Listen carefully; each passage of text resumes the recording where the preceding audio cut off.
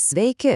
Šiandien pasigilinsime į vieną tikrai įdomią istoriją, kaip programuotojų komanda susidorojo su milžinišku Android projektu, kuris tiesiog tapo per lėtas.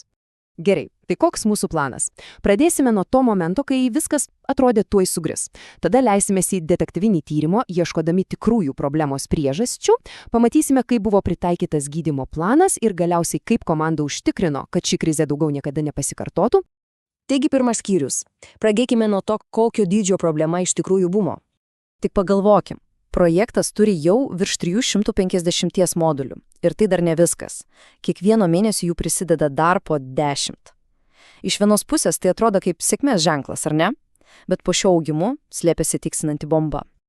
Ir štai kokios to augimo pasekmes.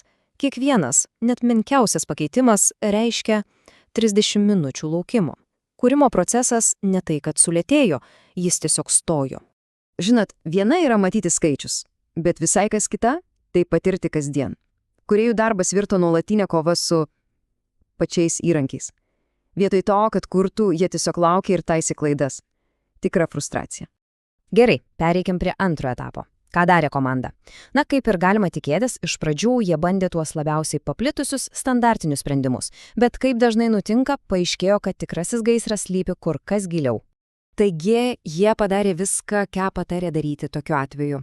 Atnaujino Kotlin, Gradle, perėjo nuo CAPT prie KSP, įjungė konfiguracijos kešavimą, žodžiu, sudėjo visas varneles standartinėme optimizavimo sąraše.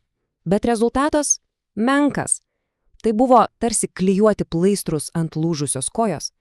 Visiems tapo aišku, problema yra sisteminė, pačioje architektūroje. Ir čia prieiname prie esmės. Kad suprastume, kodėl viskas taip lėta, reikia bent trumpai žvilgtelėti į patį Gradle veikimo principą. Jis veikia 3 pagrindinėmis fazėmis. Pirma – inicializacija, antra – konfiguracija ir trečia – vykdymas. Būtent supratimas, kas vyksta kiekvienoje iš jų, ir tapo raktu į sprendimą. Ir čia atsiranda 2 labai svarbios sąvokos – šaltas ir karštas surinkimas. Šaltas – tai kai viskas daroma nuo nulio, be jokių išsaugotų duomenų. Košmaras. Labai lėta. O karštas surinkimas – tai svajonė. Dauguma darbo jau padaryta anksčiau ir paimama iš kešo. Super greita. Taigi visas žaidimas sukasi apie vieną tikslą. Kaip padaryti, kad kuo daugiau surinkimų būtų karšti? Gerai, pereinam prie 3 skyriaus – diagnozės. Komanda jau suprato, kad įrankių atnaujinimas nepadės. Dabar visas dėmesys nukrypo į architektūrą. Ir būtent čia, analizuojant projekto struktūrą, įvyko tas aha momentas. Atsakymas pasirodo slypėjo klasikinėje architektūros teorijoje. Kalba eina apie komponentų stabilumą. Skamba sudėtingai, bet idėja paprasta. Jei nuo vieno modulio priklauso daugybė kitų, tas modulis yra labai stabilus. Ir bet koks jo pakeitimas sukelia milžinišką domino efektą visame projekte. Ir štai kur problema. Kas nutinka, kai toks stabilus modulis, nuo kurio visi priklauso, yra kartu ir dažnai keičiamas? Gauname tai, ką komanda pavadino skausmo zona. Tai mirtinas derinis. Kiekvienas pakeitimas, net jei tai tik vienos teksto eilutės pataisimas, priverčia perkompiliuoti pusę projekto. Tikras skausmas. Ir tai nebuvo tik spėlionės. Specialus įrankis, Gradle Scan, leido pamatyti visą surinkimo procesą iš vidaus. Ir jis pirštų parodė į vieną konkretų modulį, vardu Common. Būtent jis buvo tas butelio kaklelis, tas stabdis, kuris laikė įkaitų visą projektą. Diagnozė buvo aiški. Taigi liga diagnozuota, koks gydymo planas? Akivaizdu, kad vienos tabletės čia neužteks. Reikėjo viso komplekso priemonių, tikros strateginės atakos.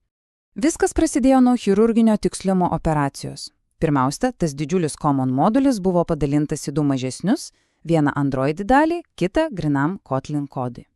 Bet išlindo nauja problema. Pasirodo, ta Android dalis vis tiek buvo nuolat keičiama, nes joje buvo tekstai 6 kalbomis. Taigi sekė antras žingsnis, visi tekstai buvo iškelti į dar vieną visiškai atskirą modulį. Genialiai paprasta.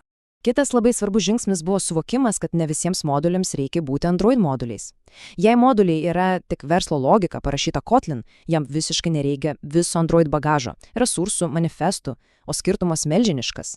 Grino Kotlin modulio surinkimas yra nepalyginamai greitesnis. Ir koksgi buvo efektas? Skaičiai kalba patys už save.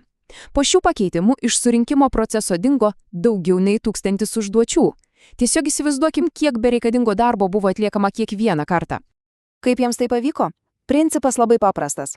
Jokios magijos čia nėra. Tiesiog buvo peržiūrėtas kiekvienas modulis ir negailestingai išjungta viskas, kas nebūtina. Jei moduliui nereikia resursų generavimas išjungiamas. Jei jis gali būti grino Kotlin, jis tokiu ir tampa. Tai tiesiog milžiniškas kiekis bereikalingo darbo, kurį pavyko pašalinti. Bet liko dar viena problema. Tie baisieji šalti surinkimai. Ką daryti, kai naujas kūrėjas prisijungia prie projekto arba kai reikia perjungti šaką? Sprendimas – nuotolinis kešas. Idėja tokia. Vienas galingas kompiuteris, serveris, nuolat atlieka surinkimus ir visus rezultatus saugo bendroje vietoje. O tada visi kūrėjai, užuot patys viską rinkti nuo nulio, tiesiog atsisiunčia jau paruoštus rezultatus. Genialu! Na, ir galiausiai komanda atsigrėžia į pačių kūrėjų kompiuterius. Juk viena yra greitas surinkimas, bet jei pati kūrimo aplinka IDE nuolat stringa ir naudoja visą atmintį, dirbti vis tiek neįmanoma. Prieš pakeitimus atminties valymas, vadinamasis garbage collection, suvalgydavo 1/5 viso vaiko. Po optimizacijos šis skaičius krito iki 7%. IDE pagaliau atgijo. Gerai, didžiausiai gaisrai užgesinti. Projektas vėl veikia greitai. Bet kyla natūralus klausimas. Kaip užtikrinti, kad po pusmečio vėl neatsidurtume toje pačioje vietoje? Būtent apie tai ir yra paskutinis šios istorijos skyrius – prevencija. Tam, kad problema nepasikartotų, buvo sukurtos kelios sistemos. Pirma – analitika. Specialus botas Slack kanale nuolat pranešia apie surinkimo laikus ir svarbiausia parodo, kurie moduliai dažniausiai priverčia viską persirinkti. Antra – automatizavimas. Buvo sukurtas specialus Gradle papildinys, kuris tiesiog neleidžia įlieti kodo pažeidžiančio naujas taisyklės. Ir dabar višnia ant torto. Galutinis rezultatas. Pažiūrėkime į skaičius. Prieš optimizavimą turėjome apie 250 modulių ir 30 minučių surinkimo laiką. Po visų darbų modulių skaičius išaugo iki 320, o surinkimo laikas sumažėjo iki 20 minučių. Tai tiesiog neįtikėtina. Projektas ne tik, kad nesulėtėjo augdamas, jis tapo ženkliai greitesnis. Ši istorija – tai puikus priminimas, kad kartais didžiausios problemos sprendžiamos ne naujais įrankiais, o grįžtant prie pamatų, prie geros architektūros ir disciplinos. Ir tai natūraliai atveda prie klausimo, kurį verta užduoti sau. O kokios skausmo zonos tūna projektuose, prie kurių dirbame mes?